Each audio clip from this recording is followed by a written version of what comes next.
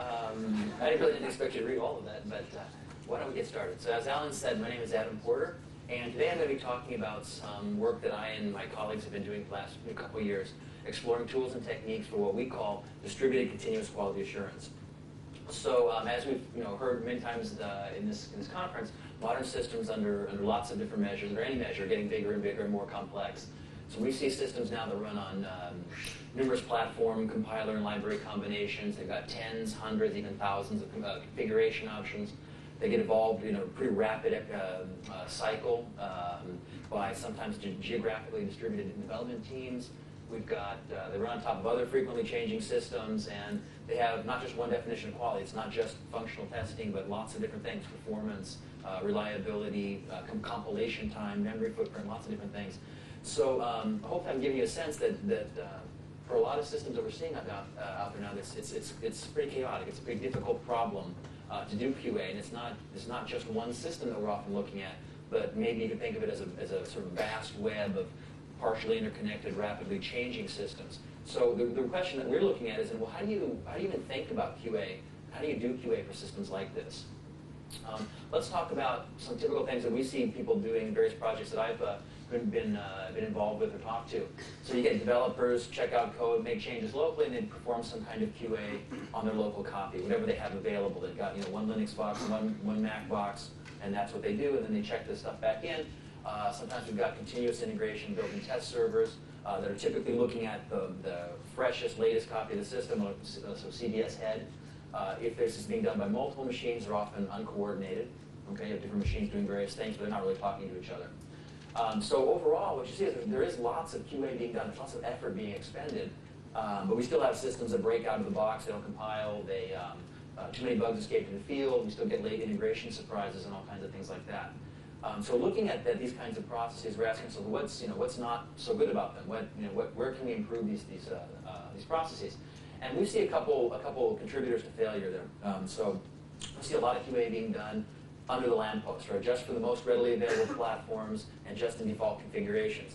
There's a lot of redundant efforts, so system knowledge, QA artifacts, QA effort, the results of QA activities are not being shared among different people, among different machines, among different projects. It's often limited to a very narrow scope. It's limited to just compilation or just a couple simple functional tests. And then we also see a lot of times the process itself is static. It doesn't learn over time. So you'll see a build server that's building a system and it doesn't compile, and then it just turns around and builds it again, even though there have been no changes made in the meantime.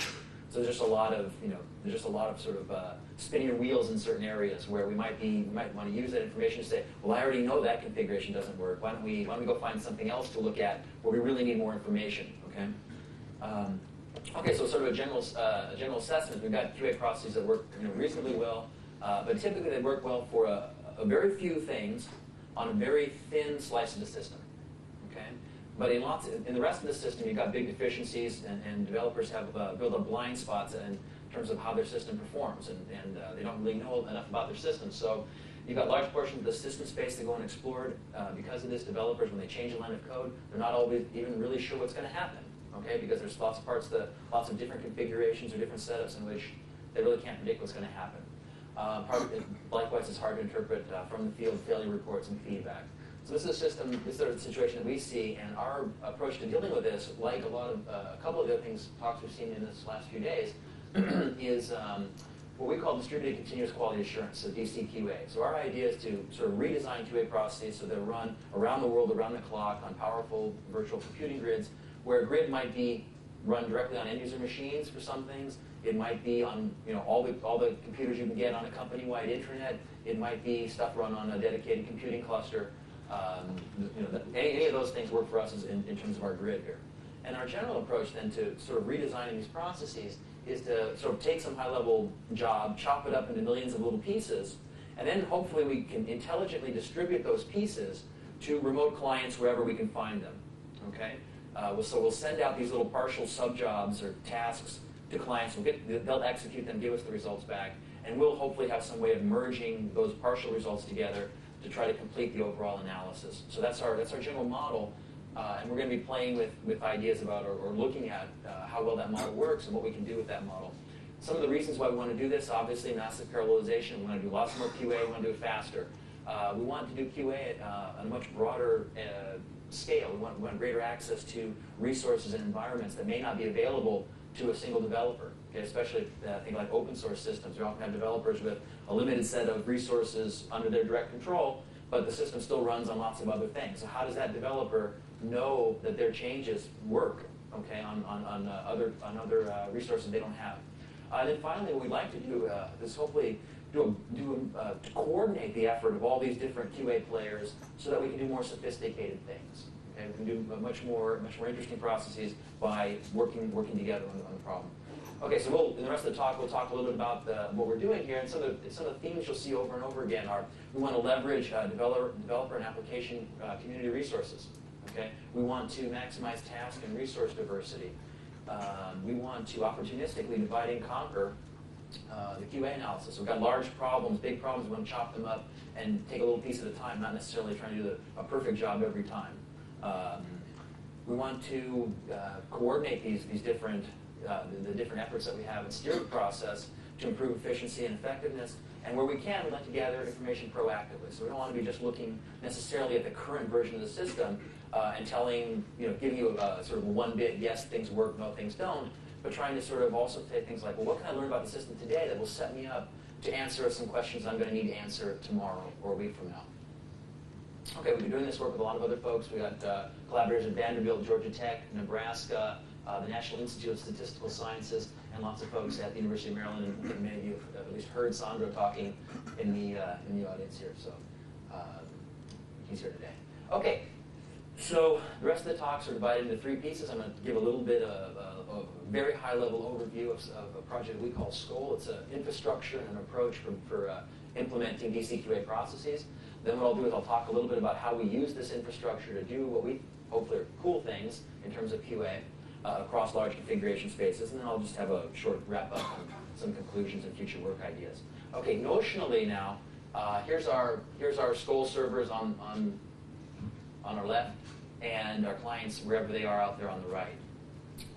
By the way, in this talk, if you'd like to know more details, this is all going to be very high level, but the details, I've got some references to papers and things that you can look at, and you can also check out our website for the SCOAL project if you want more details. And I'd be happy to talk to people, obviously, afterwards.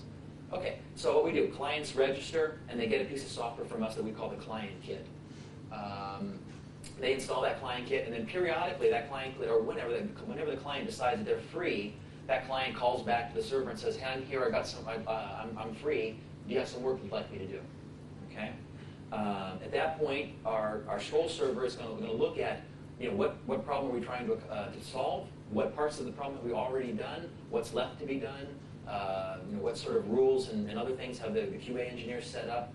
And it's going to try to find the best next job to do and match that to the client, based on the client's characteristics. So if the client says, I'm here, I'm ready to do some work, and I'm a Linux box, and I have a GCC compiler, well, we need to get a job that is going to work for a Linux box with a GCC compiler. So there's some matching that we have to do. So there's some opportunistic aspects of this where we have to fit the job to the resources that are presented to us. Okay, the client then gets that job, they execute it, they give us back the results, and then the server will update its internal databases and update its information about results. And then you can essentially just sort of imagine lots and lots of clients doing all of this at the same time. Okay, and then the remaining so that's sort of our general idea. And the question is, how do you implement an interesting DCQA process using this model? So basically, there's two big steps that you need to do. The first thing we need to do is to define how our QA analysis is going to be subdivided by defining what we call generic QA tasks. And then you're going to have to define also what's called the QA space, which is the set of configurations in which that generic QA task operates. So the QA tasks themselves are templates. They're basically kind of workflow descriptions that get parameterized by a configuration, where a configuration is some capturing of the variable information that's needed to execute a particular a concrete QA task. And then the QA space is just a set of all legal configurations in which those QA tasks can run. So what you get in this first step is a sense of a giant, we like to think of sort of a giant n-dimensional space that says these are all the configurations in which this QA task could run. Okay? Then the definition of the process itself, you define how the QA task will get scheduled and how results will be processed by defining what we call navigation strategies. And so you can think of these as kind of like visitors that walk around this QA space, applying tasks at various points, and somehow gathering the information and processing and stuff like that. So again, very high-level picture of what we're trying to do here. And I'll try to drill down now and give you a few more examples and hopefully make this a little more concrete. Okay, so we're doing a lot of work with a project called ACE-DAO in Xiao. It's a 2 million line open source Corba implementation. It's maintained by over 40 core developers who are geographically distributed around the world.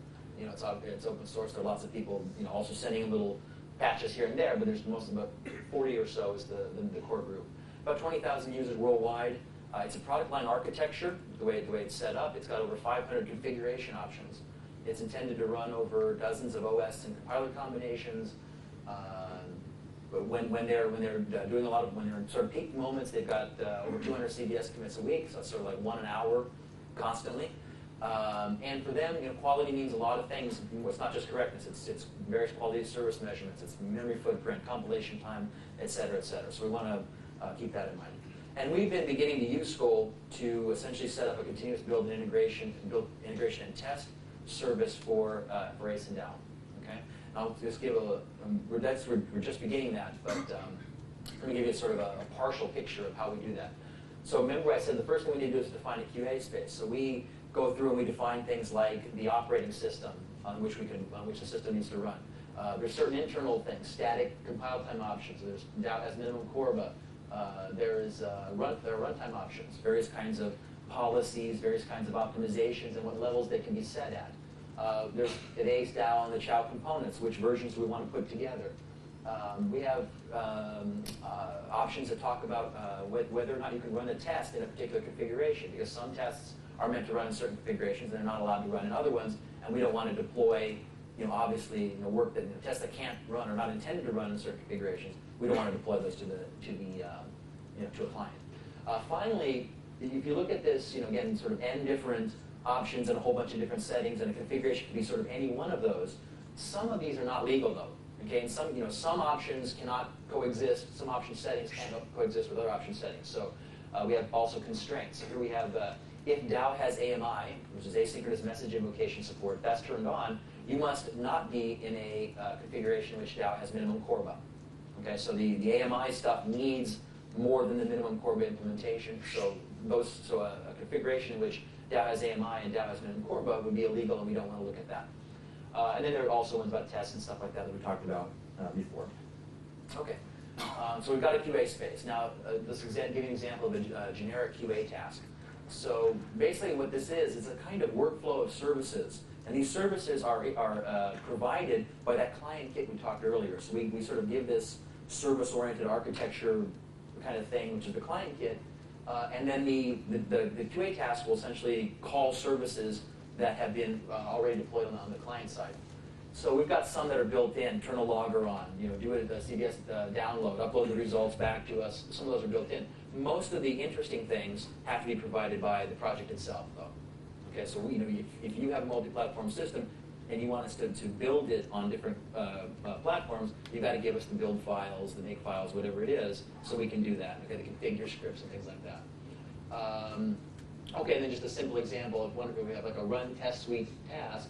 And again, I've sort of elided a lot of the details, but it does things like it starts and turns on logging, it defines which component's going to be built, it sets configuration options, environment variables, does a download from the CVS repo, configures and builds, compiles the tests, execute the tests, and then uploads the results to the server. So this is a kind of, again, this is not the actual format. It's an XML file with a lot more detail in it.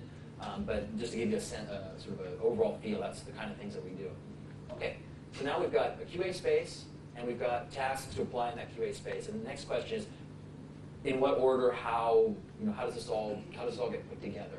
So I'm going to give you an example of something else we built, which is a navigation strategy, and it's something that we call nearest neighbor search. So these black dots here represent one valid configuration. Okay, and again, this is just a piece of the whole puzzle, the real system.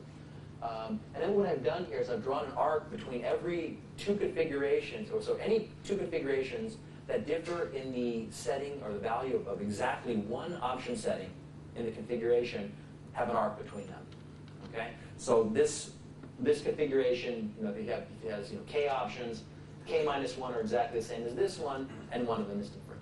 Okay, so this just gives us a sense of distance between the various configurations. And so you can imagine now clients out there who have downloaded our software, and they one of them calls up and says, "Give me some work to do," and I say, "Here, take this configuration, go build it and run some tests for me, send some results back." Okay, and let's say it passes. Well, then I'll just mark that with green here. Okay, and then some other client calls in and says, I got some work to do. I'm ready to do some work. What would you like me to do? I give a configuration, and it takes this one over here, and that one fails. Okay, so in this particular navigation strategy, what we do then is we find all the distance one neighbors of that failed configuration, okay, and we make those high priority tests. So if other clients come in who can execute those configurations, we will do that first. Okay, and so we start from there, and we keep seeing, and if the neighbors fail, then we will make their neighbors high priority, et cetera, et cetera. If the neighbor passes, like this one up in the corner, then we're going to stop there. Okay, and then we'll just keep sort of spidering out here. And the intuitive idea is we're going to keep trying to find the border of this failing subspace. Okay, and then this picture will just sort of keep going for a long, long time. But what you'll see is this area here we've got failing configurations, and it turns out that these ones all pass. Okay, in this particular example. Okay, and so I will not keep going and bore you. One other point here is that if you look at this section over here that had this failing subspace, if we can determine early on, because this can be very large, so if we can determine early on that, sort of what's special about this configuration, if we can model that and sort of understand where it is, we can also then introduce temporary constraints into the model that say, look, I already know this area is broken. You don't have to execute every configuration here to tell me that's broken. I already know that, all right? So let's stop wasting time here. That's why we put temporary constraints in here that say, go look someplace else, because these are now invalid configurations, okay? And then we can also, in fact, use this later to look at patches. If we think we have a fix to this problem, we can actually negate the temporary constraints and then spawn a new process that looks exactly in that area. So this is sort of just an example of how we use this. Okay. All right. Let me. Hopefully, hope you get the general idea here. Now, what I'm going to try to do is give a couple other examples of other kinds of EC2A processes we've built with this model, and also talk in a very high level. Or just to summarize some of the feasibility studies we've done that apply these techniques and look at how well they work. Okay. So the first thing we looked at was something we call configuration level fault characterization. So the goal is what I was talking about before. We want to help developers not only know where things are breaking, but also, or not only know that things are breaking, but also tell them where. Okay. So we want to be able to say, you get this error message, right? You have this kind of failure when this is true, and this is true about your configuration. You have this other kind of problem when this is true and this is true about your configuration. So we want to not only find the bugs, but also try to give some information to the developers about where it lives. Okay?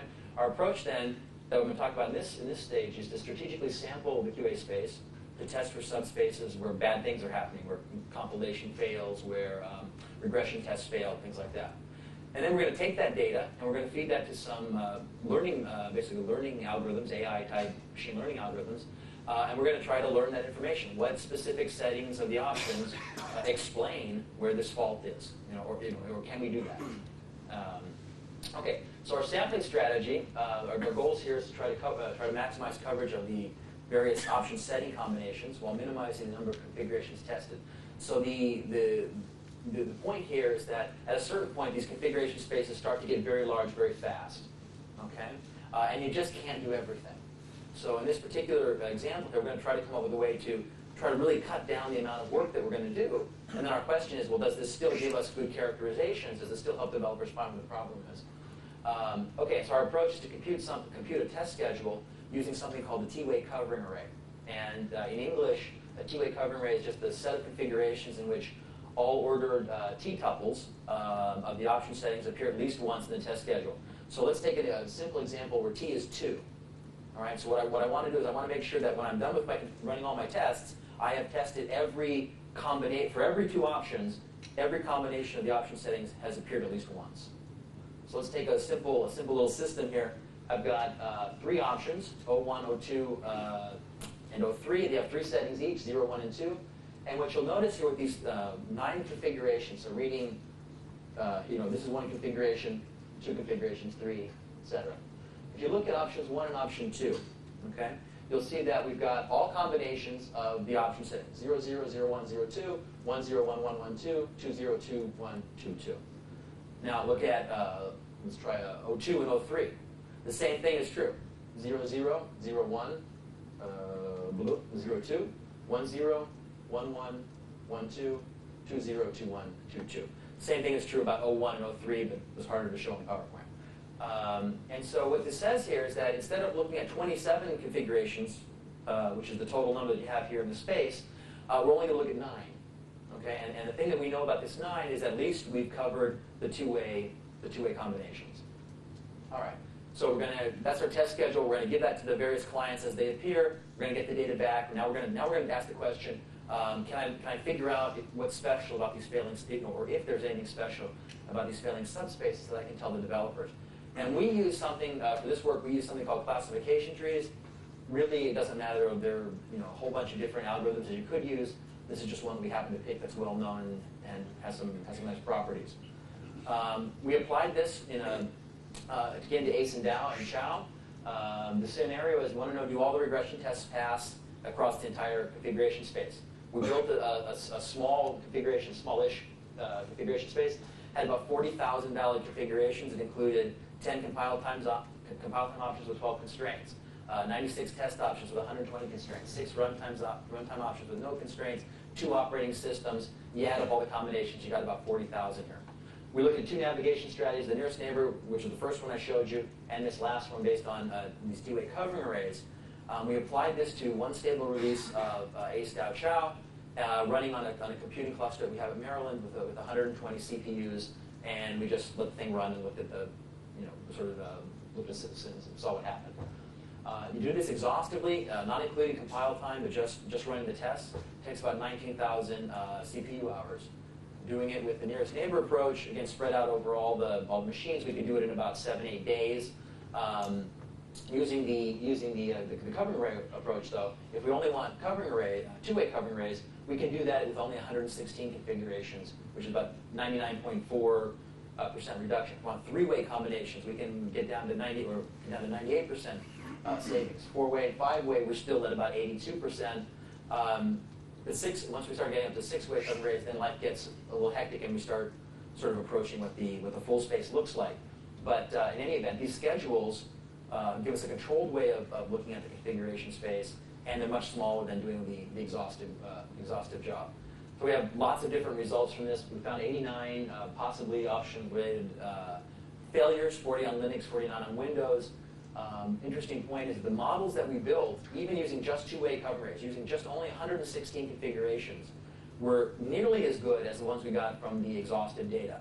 Okay, so we not only were able to not run so many tests, but the information we got back about where the specific bugs were showing up was pretty good. Was comparable from the exhaustive data to this very small configuration, this very small covering array test schedule, which we thought was very good. I mean, obviously, if there's some bugs that just weren't very easy to classify, even for the exhaustive data, and you're certainly not going to do that with a much smaller example here. Okay, just some other things. Several tests failed that don't fail with default options. So this project currently depends a lot on installation tests and the default configuration to know what's working and not working.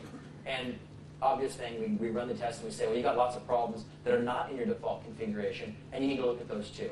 So this sort of reinforces our idea that test and environment diversity is probably a good thing in your test process. Some other things were just kind of funny. Some tests failed on every single configuration, even the default configuration, even though if we only ran them as a default, they didn't fail. What does that mean? So as soon as basically there was a problem in the option processing code, so as soon as we actually physically put an option on the command line to set, even if it was the default option, some problem was basically hit there, and then things went bad. Okay. So again, it's sort of interesting thing that they're just, if you're only looking at the default configuration on a couple readily available platforms, you really are missing, potentially missing a lot. Some other things that were interesting, we had a couple tests that failed when a particular runtime optimization was turned on. Was turned off. Okay, so when org co-location is no, basically when org co-location is no, objects in this Corba implementation, in this Corba application, have to talk over the network. If you set it to global or per org, then there are times when local objects can communicate through function calls as opposed to going through the network. And what we found is, as soon as when things weren't talking on the network, they didn't fail. Right? When they did talk on the network, they failed. Okay, so we give that to developers, and it's a pretty good clue. It's something about the way they're moving data around on this network. Okay, so and in fact, it was a problem with the way they were marshaling and unmarshaling data. So again, there's sort of this interesting benefit by giving this characterization to the developers. It helps them to discard. It doesn't necessarily tell them exactly what the problem is, but it helps them discard a lot of other things and improve debugging time. Okay, at this point, basic summary for this thing. Basic infrastructure, the SCOL infrastructure is in place and it's working. Our initial results are encouraging. We've defined large control spaces, performed complex good processes, found many test failures, corresponding to real bugs, some of which the A-Stout Chow guys didn't find themselves. The developers tell us the fault characterization helps them in debugging. And another really interesting thing that happened was documenting and centralizing the constraints, the information about which configurations are legal and which ones aren't. It turned out to be an enormous benefit because we'd get the developers in the room and they would violently disagree about what configurations were legal or illegal. So in this sort of distributed open source type environment, it turns out that there's a lot of knowledge with the system that ends up being dispersed among the different players, and it's not in any one place and nobody really knew it. So this was sort of an interesting point that once we were able to centralize this, the developers actually had to hash out a lot of issues about which things really were legal and which ones weren't, right? Because before that, you had developers writing code for configurations that couldn't exist, and they had other people leaving out stuff because they thought a configuration was illegal when in fact it was really legal. So, so there was this problem there. Okay, so some ongoing extensions. We're continuing to do this work on A-Stout and Chow and trying to expand our QA space for this process. So the stuff that we've done online with the A-Stout Chow project now is very small, just a very small number of options that we're looking at, and we're in the process of expanding that and want to see how far we can go with that as a live test of our ideas. We're also looking at expanding this model for platform virtualization. It's sort of like what I saw some other people talking about today, but what we're sort of again asking is, given that I've got Zen or VMware or whatever on my machines, what's an efficient way to reconfigure platforms? For example, if this guy's already got a Windows operating system on, maybe it's be cheaper to ship some jobs to them and just change other libraries or things like that, as opposed to doing a reconfiguration from the ground up. So there's some interesting problems that pop up about, given that you've got platform virtualization, how do you use that in an efficient way and to speed up things? Okay, second process that we looked at. So the first one we looked at was had to do with testing, functional testing. We also think we can use these same kind of ideas in certain ways for performance. So our goal here was to quickly determine whether a software update degrades performance. Somebody asked about that question earlier this morning. And our approach is to proactively determine a small set of configurations on which to estimate performance across the entire configuration space. So we don't want to benchmark the entire configuration space. We want to find a nice small subset, benchmark those, and get a good estimate of the performance across the entire space. Then we do that proactively. Now that's before anybody has made any changes to the system. Okay. Later on, when the actual change happens and you're checking that in, then we want to basically benchmark that small set we just determined before. We'll call it a screening suite. So we want to benchmark the screening suite and look at the performance estimates and decide have things changed or not based on the last update. Okay. Okay. So let me give a little more detail about that process. So the way that we find this little screening suite is by basically defining a statistically designed experiment using something called the screening design, although you can use other approaches. And the idea is to say, well, given all these options, which options and maybe interactions among the options effectively define the estimate of performance? Which ones are important and which ones are noise from the perspective of a particular performance metric? We execute the plan across our QA grid. We analyze the data. We find the important options. And then this proactive loop here can be recalibrated as often as you want based on how fast your system's changing. On the reactive side, so once we've got this screening suite information, now the software changes. What we're going to do then is we're going to evaluate all combinations of those important options of that screening suite while we randomize the rest, because we've already determined that the rest are noise for our purposes. Okay? So we're just going to look at this, all combinations of this small set that we came up with, and then we're just going to compare the distributions. And if they've changed, that should be a signal. If they've changed in a bad way, that should be a signal to you that there's something that's happened and you need to investigate further. Okay? All right, does this actually work, though? So we had, again, a little study with the engEDU group. They had some changes to how they handle message queuing, and they wanted to know, does this degrade performance? So they identified for us 14 potentially important binary options, things that had to do with messaging and communication. So there's about 16,000, 16,300, whatever, different configurations to look at, and they were various kinds of runtime options and things like that. Various questions about when they purge certain queues and all this other kind of stuff. And there's more. As I pointed out earlier, there were some papers that are referenced here on the earlier slides. And so if you want to learn more, please check these out. And I guess the slides will be online at some point, and you can take a look at those. Okay. So quick question. So we find this screening, or we developed a screening suite. Okay. And the first question is, does it really return the right information about which options are important or not? Okay. So what we did is, this is the full data set, and we look at the option effects, and then we sort of sorted them by effect size. And what you see is that B, J, I, C. So B and J are clearly important. They clearly affect latency in this case. I, J, and F possibly affected. All the rest are pretty much dead. They pretty much don't do anything. Okay. So those 5 options, B, J, I, C, and F, are going to become our screening suite. Now the question is, when we actually run our screening design in order to compute this screening suite, did we come up with the same information?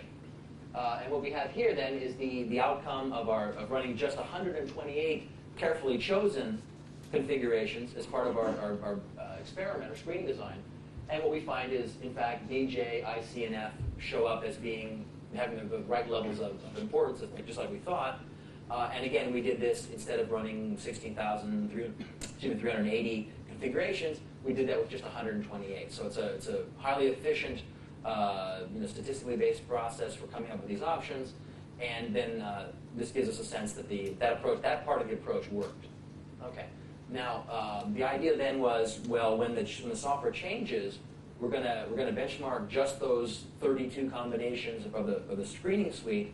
And supposedly this is going to give us a good estimate of performance across the entire configuration space. Okay? So what we did here is we actually benchmarked everything, which is on this horizontal axis, and then we benchmark just the 32 configurations in our screening suite. And then what we do is we basically plot the quantiles of the distribution against each other. Okay? And so the point is that if the quantiles of the distributions are the same, okay, then for the real data or the estimate, then all the data should line up on a 45-degree axis. Okay? So if the quantiles are in the same place, then this data should end up on a 45-degree line. And basically it does. We've got one outlier here at the top, but effectively this is pretty good. It's good enough for government work here. Right? This means that running 32 configurations did in fact give me the same information, or most of the same information, as I would have gotten if I'd done all 16,000. So clearly that's great. Okay? Okay, so again, on this data, it seemed to work.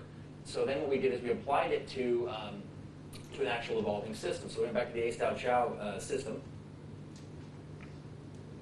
We went back to the release that we looked at when we built our model, and then we basically took a CBS snapshot of the system every night for about 14 days. And we ran our screening suite on that.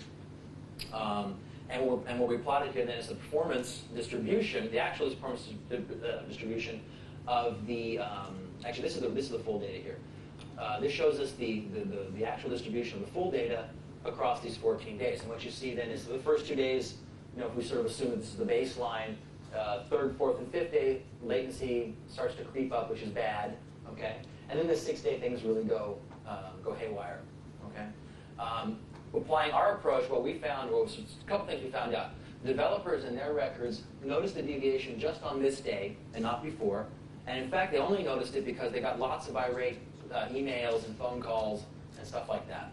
Okay, so people were just calling up, screaming, "Oh my God, what have you done? You've broken things very badly." Their benchmarking that they did, they weren't too worried about it because they saw sort of like a 5% drop in latency. When really, as we see with our information, it's more like around 50% drop. Okay, so our approach, we think, basically, does a good job with the estimation, and it found the problems earlier than what the ACE and Shao guys were able to do. So we think here we got a cheap process that gave us information early and better than what they were doing, and so that's sort of a win.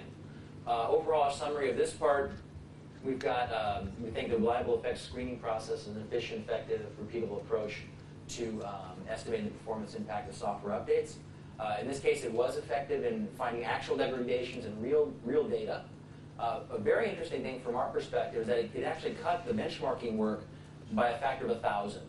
So these were fairly short benchmarks, but instead of taking, 2 CPU days to compute the full, all benchmarking, benchmarking of all configurations, we were able to do just these 32 configurations in 2 minutes. I'm sorry, 5 minutes.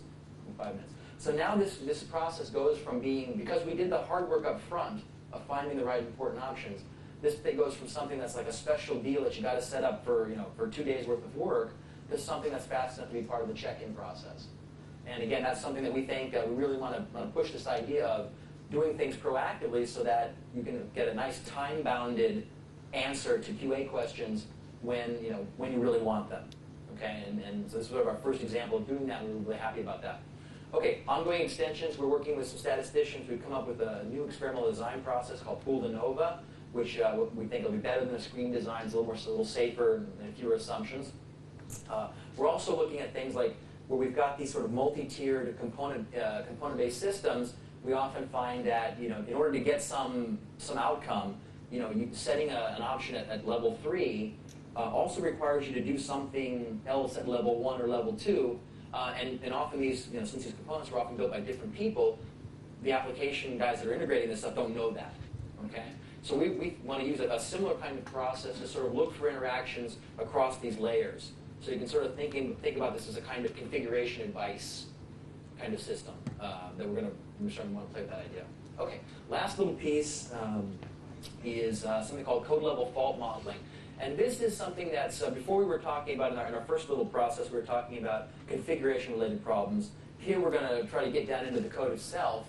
And here you'll also see that our notion of a QA space is no longer runtime configuration options or static configuration options, or the things that you think about as being sort of traditional configurations. It turns out it's actually going to be looking at which things we measure in the system. Okay, so I just want to give the sense that our approach is limited strictly to the traditional sense of configurations. It can be used to do other things as well. Okay, so our idea, we want to automatically gain code level insight into why and when specific faults occur in the field, and we're going to be focusing on fielded programs here. Our solution approach then is to lightly instrument, deploy, and execute program instances. So we've got multiple copies. We're assuming we have multiple copies of this program. We're going to instrument them, deploy them to clients, gather some data, and then try to build models that say, well, what is it about the execution profiles that you just captured, or is there anything about those execution profiles that will give us a clue as to where the system is failing, or even sort of what the characteristics of the executions are. Are some failures different than other failures? This kind of thing. So there's a couple of different ways you might use the data. Okay. So to do that, we have 2 steps that we have to go through. The first one is our choice of what to instrument in all the different instances. Okay. So what we do is we come up with something, but what we want to do is to minimize overhead. We don't want to have too much runtime slowdown of the components. We don't want to have to do too much code rewriting when we insert the new probes. We want to keep the data volume down, analysis costs, etc. So we use an incremental data collection approach. And again, this is sort of Skoll is good for this because we can sort of do something, get a result back, modify what we do, and then send the next client something else, modify things based on their results, and keep going like this. So what we do, the individual instances are going to sparsely sample the measurement space. So if we've got, just a simple example, we've got 10,000 lines in a program, and I want to measure execution, hit counts on every line. Okay. Well, I'm not going to have every instance measure all 1,000. Did I say 1,000, 10,000? I don't remember. I'm not going to have every instance measure all 10,000 points. I'll have them maybe pull out 100 apiece. Okay. So each instance is going to probably come up with a different 100 instruments to measure on their run. Okay? And then the question is, which 100 do you pick? Okay? Initially, we start with sampling weights that are uniform. So all measurements are equally likely. But over time, what we start to do is we start to correlate the data that's coming back in with its ability to, or its correlation with the outcomes. Right? Does this measurement sort of give us any information about whether by itself, whether the program passed or failed? Okay?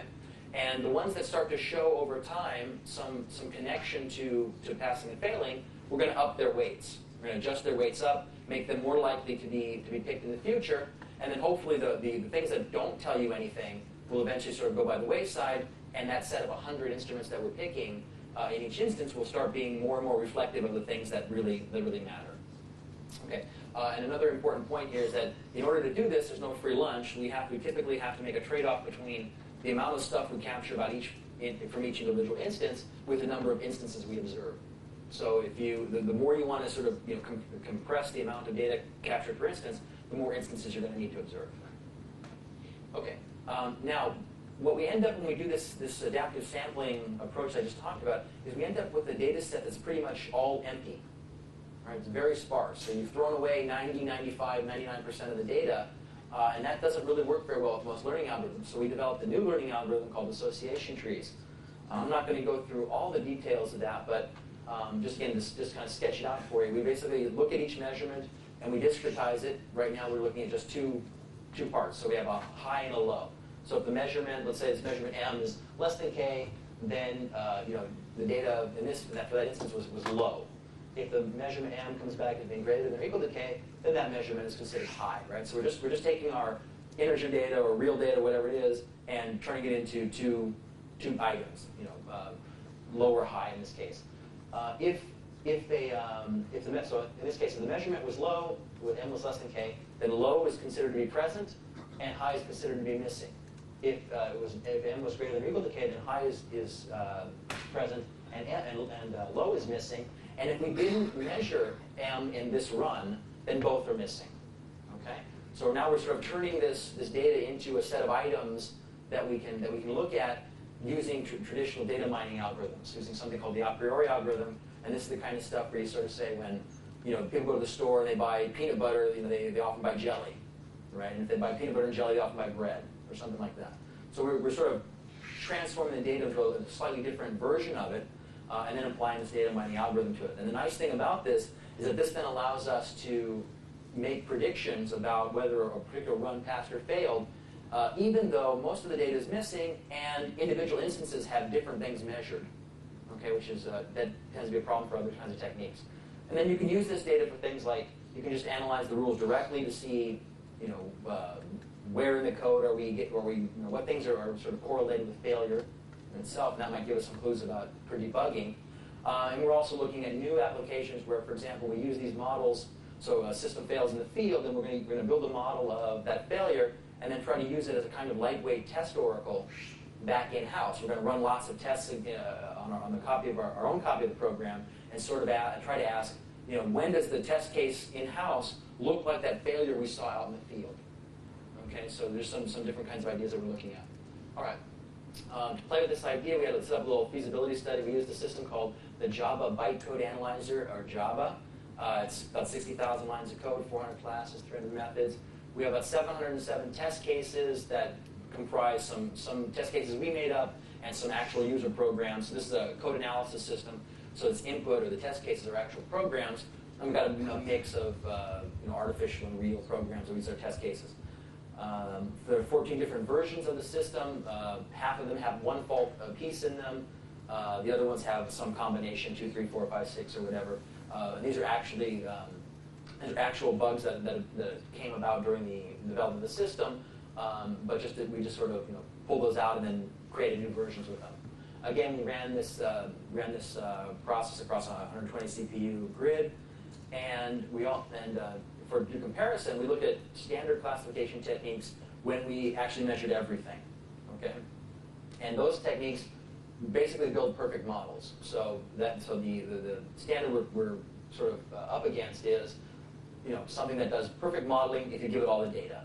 All right, and that's what we want to compare our approach to. Okay, so again, some sample results. What I've done is I've broken up. I didn't mention this, but in sometimes we ran the program. We just collected only method entry counts. Other times we captured block counts. So when we have method entry counts, we only have about 2,400. When we have statement counts, we have more like 13,000. So we wanted to look at how this worked with different levels of different scales of data.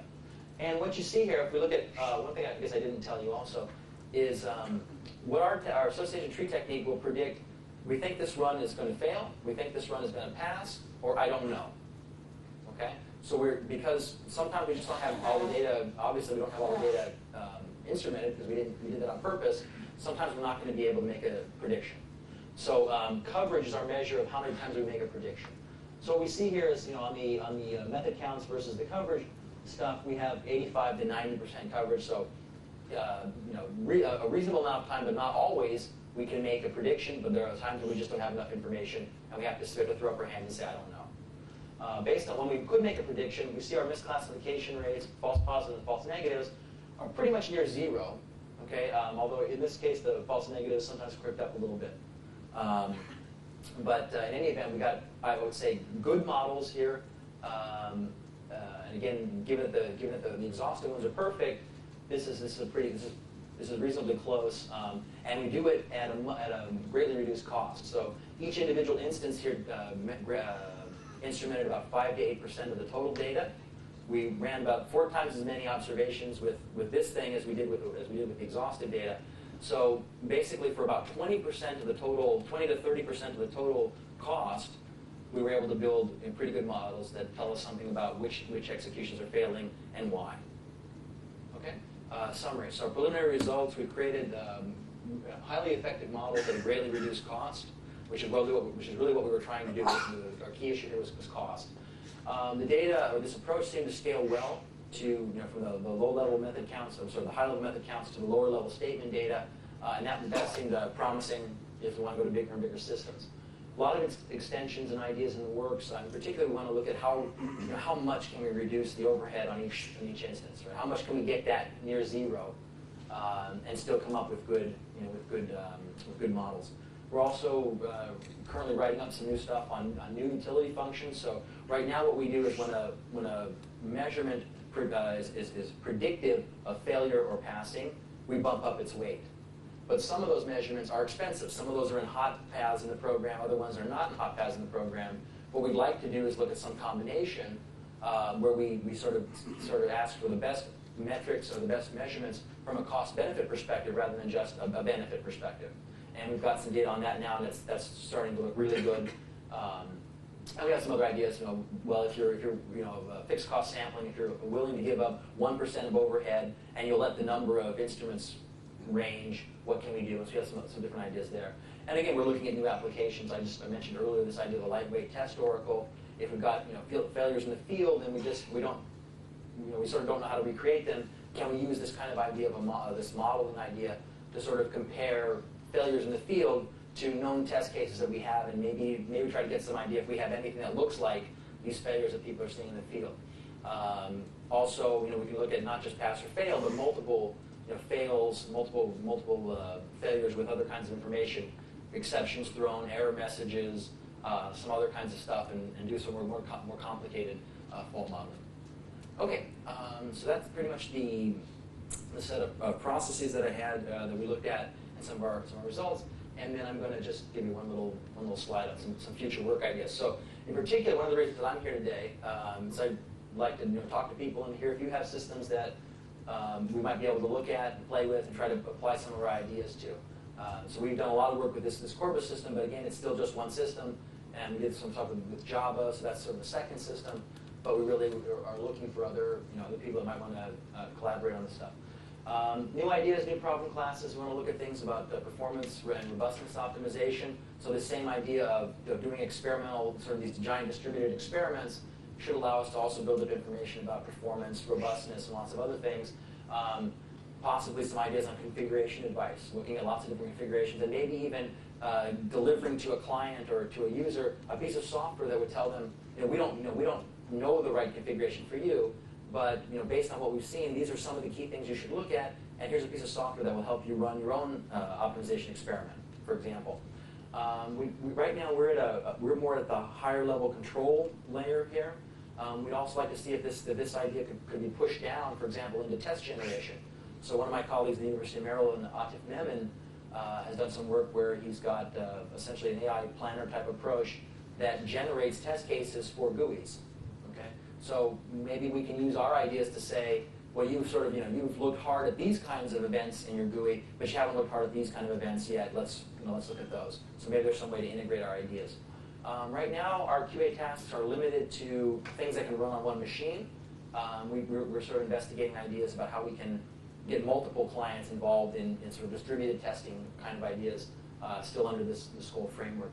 And then the last thing is, as we push more and more to real systems, we have to start paying more attention to, just sort of crazy system issues that happen, machines that don't work for reasons, and we need to do a better job looking at statistical treatment of noisy data, outliers and things like that. So that's sort of an important area we're looking at. Okay, that's all I had to say. Can I maybe take any questions?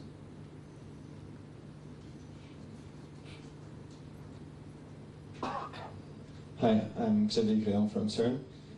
You mentioned that using the two ways covering arrays, yes, you managed to find almost all the bugs with only 1% of the total amount of different settings you can have in your configuration. So if you take the same amount of tests using random configuration settings, do you get only 1% of the bugs? Okay, so first of all, I didn't say we found all the bugs with 1% of the data. What we did is,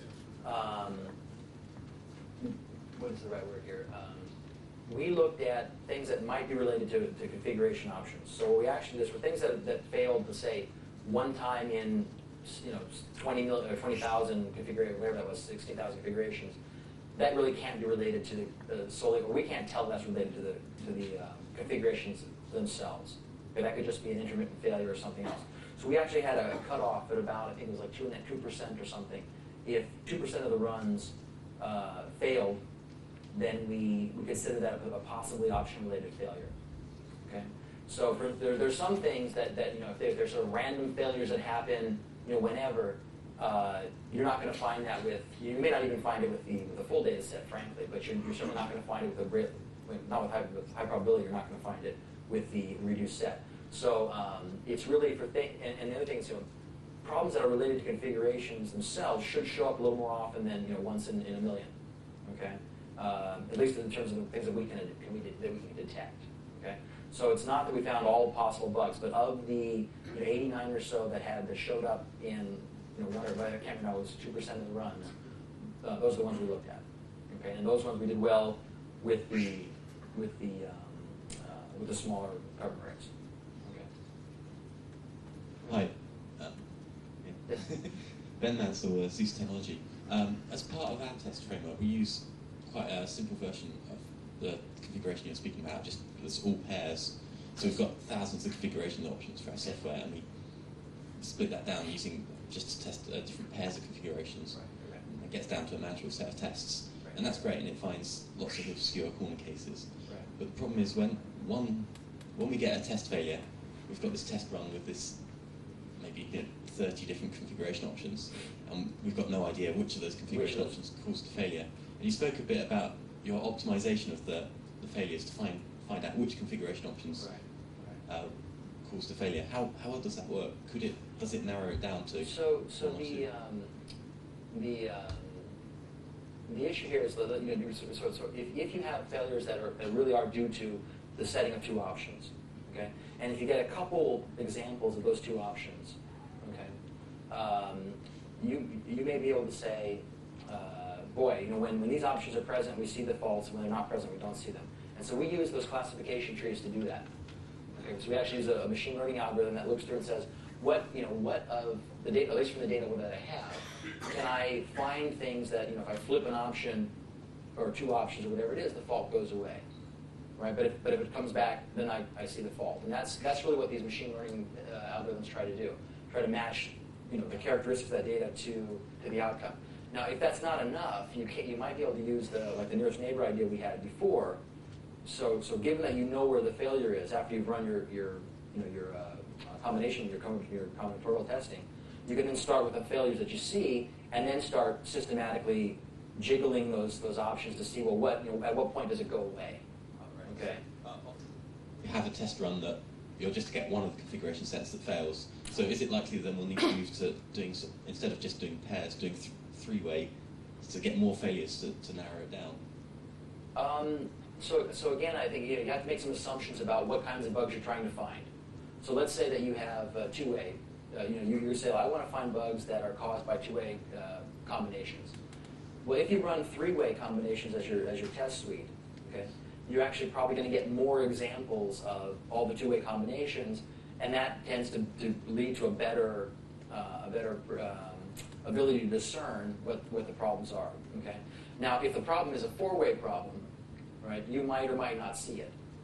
Okay, so it's sort of, again, you sort of have to make some assumptions about what kinds of bug patterns do we see, or in general, and how far do we want to go? Because the more you increase T, the larger the test suites get, and you start losing some of your advantage. But that's something you might just want to play with a little bit and kind of see, or like I said, I think our approach of sort of finding a bug spot and then searching around that might also help as well.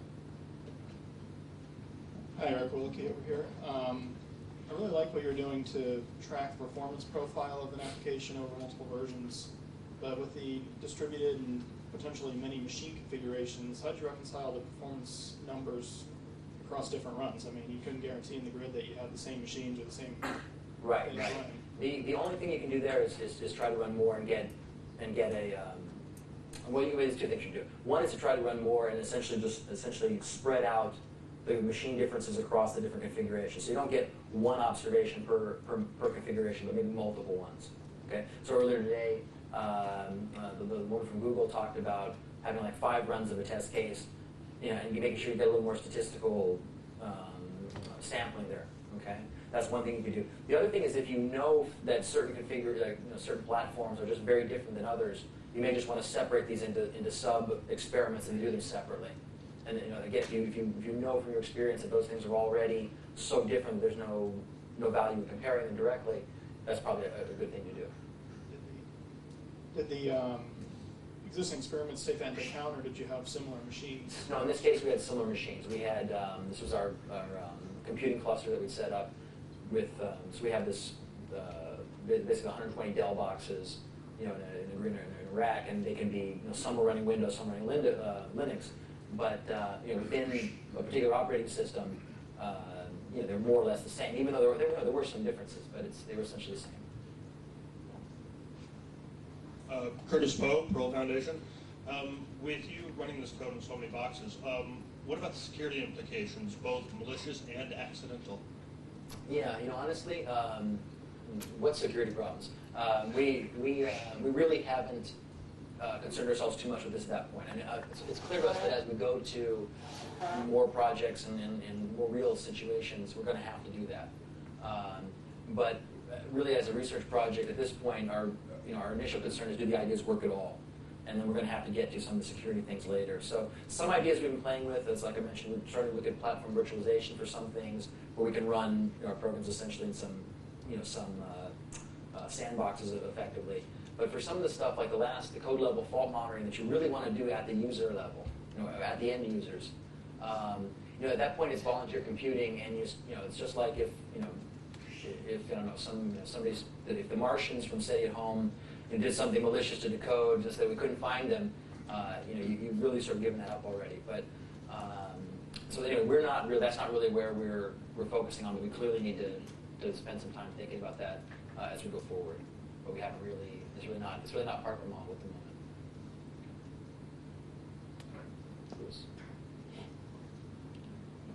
So we've got questions off there, but thanks very much, Adam. Okay, thank you.